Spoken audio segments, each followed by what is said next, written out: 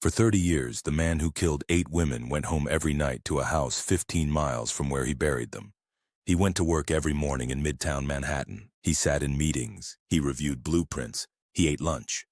He commuted on the Long Island Railroad with thousands of other people who had no idea who was sitting next to them. He watched the news reports about the bodies found at Gilgo Beach. He searched the internet for articles about his own crimes. He Googled from an account investigators would later recover in full. Why hasn't the Long Island serial killer been caught? And then he went back to work. And the man who eventually caught him did so because of something as small and as ordinary as a discarded pizza box on Fifth Avenue in Manhattan. But before we get to the pizza, you need to understand what kind of investigation goes cold for 12 years and what it actually takes to bring it back. Gilgo Beach is a narrow strip of barrier island on the south shore of Long Island, New York.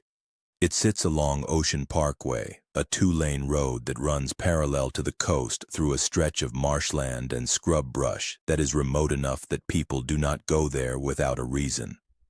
In December 2010, police searching for a missing woman named Shannon Gilbert began working their way through that stretch of beach and marshland. They did not find Shannon Gilbert. What they found instead, in the space of a few days, were 4 sets of human remains within a half-mile of each other, all wrapped in burlap, all bound, all placed along the same stretch of road with a deliberateness that told investigators they were not looking at isolated incidents. They were looking at the work of a single person who had been using that stretch of highway as a burial ground, possibly for years. Over the months that followed, investigators expanded their search and found 6 additional sets of remains along Ocean Parkway and in nearby Manorville, bringing the total to 10. Some of the victims had been identified, others had not. All of them were young women, many of them working as escorts, all of them killed by someone who knew that stretch of road well enough to use it repeatedly and never once attract attention.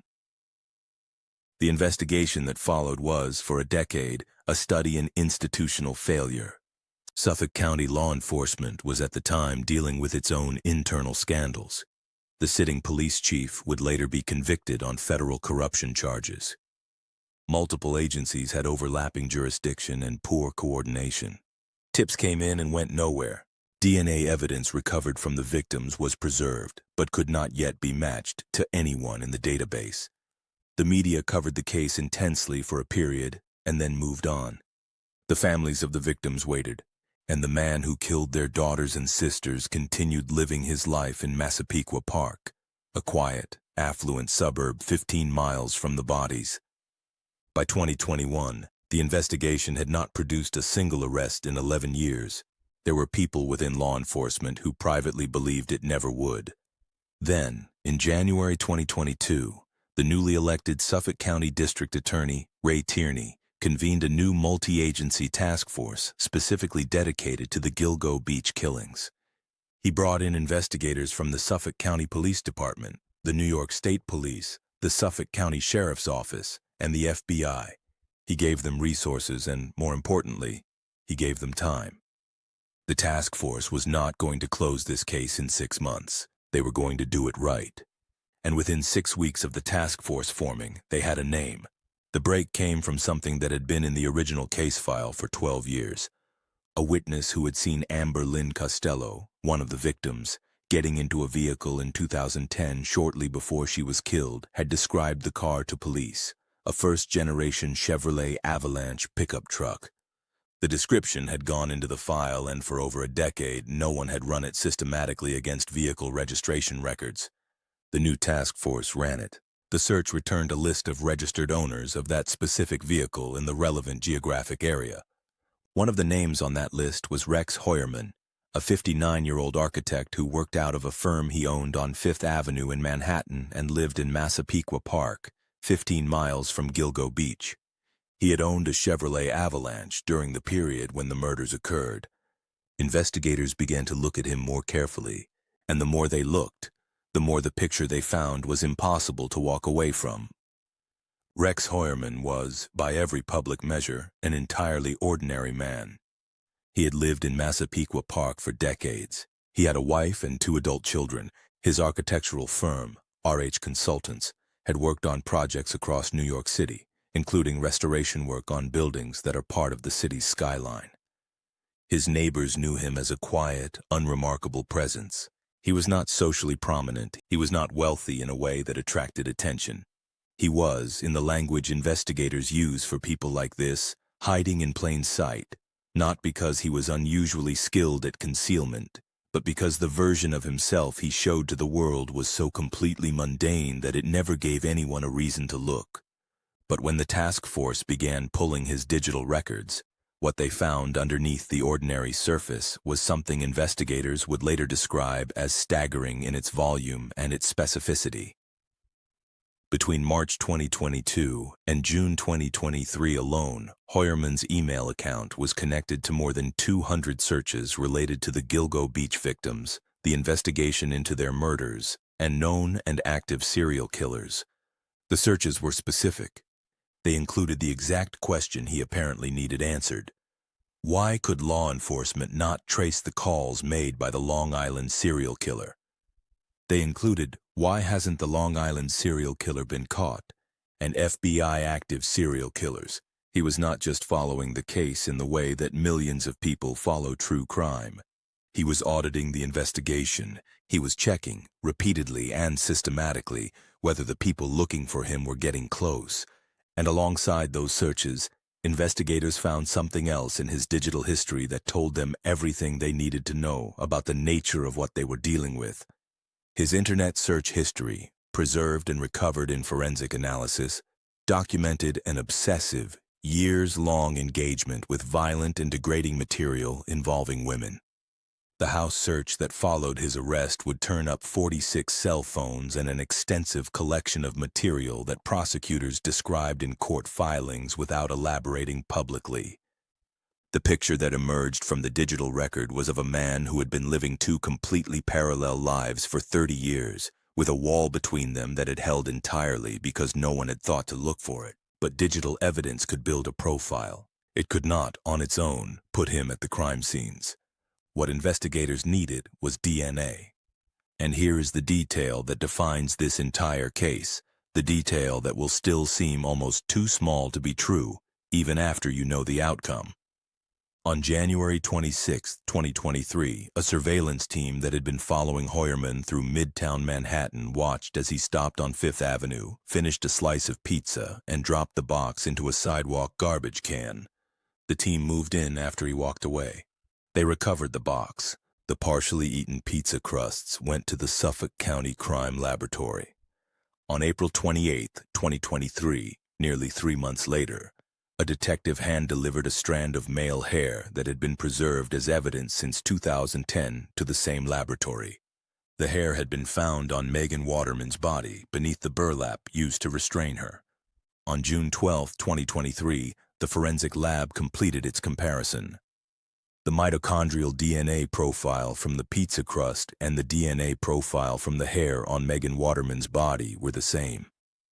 The statistical exclusion was 99.96% of the North American population. Rex Heuermann could not be excluded, and at that point the task force had everything they needed. But the pizza was not the only thread investigators had been pulling. The cell phone data told a story that ran parallel to the DNA evidence and made the case against Heuermann almost redundant in its completeness. During the period when the Gilgo Beach Four, Melissa Barthelemy, Maureen Brainerd Barnes, Megan Waterman, and Amber Lynn Costello, were contacted, lured, and killed, someone had used a series of burner phones to reach them. Those burner phones had been purchased and activated, and the financial record of those purchases had been sitting in the case file for years. When investigators traced the purchase of one of those burner phones, they found that it had been bought using a personal credit card. Rex Heuermann's personal credit card. He had used his own card to buy a phone he intended to use anonymously to contact the women he would later kill. And the cell tower data from his personal phone, the phone he carried every day, the phone linked to his identity, placed him in the same geographic areas as those burner phones every time they were used. When the burner phones called the victims, Heuermann's personal phone was pinging towers in Massapequa Park, where he lived, and in midtown Manhattan, where he worked. The two phones moved in perfect parallel. They were never apart, because they were always carried by the same person. There was one more detail in the cell phone records that investigators found particularly significant, and that would later become one of the most discussed aspects of the case publicly. After Melissa Barthelemy disappeared and her family began looking for her desperately, someone called her family members on a burner phone and taunted them, called them repeatedly, said things that were designed to cause maximum distress to people who were already desperate for information about a missing woman they loved. The calls went on for weeks. The person making them knew things about Melissa that a random caller would not have known. The cell tower data from those calls placed the burner phone in midtown Manhattan every time it was used. Rex Heuermann's office was in midtown Manhattan. Investigators believed he was making those calls from his workplace, between client meetings, between reviewing blueprints, between the ordinary business of the architectural practice he ran. And he stopped making them only when the attention around the Gilgo Beach investigation intensified to the point where he apparently calculated that the risk outweighed whatever the calls were giving him. There is also the matter of his family's travel schedule. Investigators established, through records and through the testimony of people who knew the family, that Rex Heuermann's wife and children traveled frequently to her home country of Iceland during the summers. The murders attributed to Heuermann cluster in the periods when his family was out of the country. This was not a coincidence that escaped investigators. It was, in their reconstruction of the timeline, a structural feature of how he operated, planning around the windows when the house was empty, when his movements were unaccountable to anyone, when he had the privacy that what he was doing required. He had organized his crimes around his family's absences the way a person organizes any recurring obligation, systematically, reliably, over a period of years. When the task force searched his home in Massapequa Park following his arrest in July 2023, they found 46 cell phones. They found burlap, the same material that had been used to wrap and restrain the victims at Gilgo Beach. They found material that investigators described in court filings as consistent with evidence in the case. The house that Rex Heuermann had shared with his wife and children for decades, in a neighborhood of unremarkable suburban homes 15 miles from the burial ground, yielded a quantity of evidence that prosecutors would later call an avalanche. His wife, who had had no idea who she was married to, cooperated with the investigation. She filed for divorce within days of his arrest. Investigators found that hair samples recovered from the victims matched not just Heuermann's DNA profile, but also his wife's and his daughter's, consistent with hair being transferred to victims' bodies through contact with Heuermann's own clothing, which he wore in a house where his family also lived. Prosecutors were careful in their language about this. The family was not involved. The hair transfers were a forensic artifact of his domestic life bleeding into his other one.